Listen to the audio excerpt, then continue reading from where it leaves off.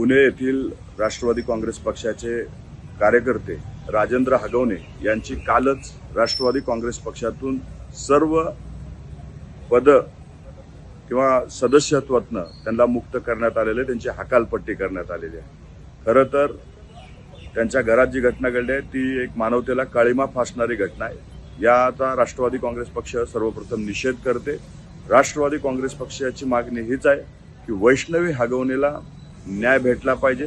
तिच्या विरोधात ज्यांनी तिला त्रास दिलाय त्यांच्यावरती कडक कारवाई झाली पाहिजे, अशी राष्ट्रवादी काँग्रेस पक्षाची मागणी आहे.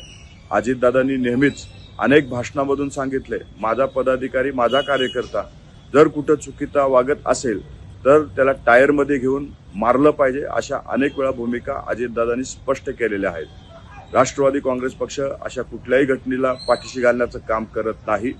कालच अजितदादांनी पुणे CPC फोन करून तात्काळ त्यांना अटक करावी, त्यांच्यावरती कडक कारवाई करावी, अशा पद्धतीच्या सूचना हे पुणे CPला दिलेल्या आहेत.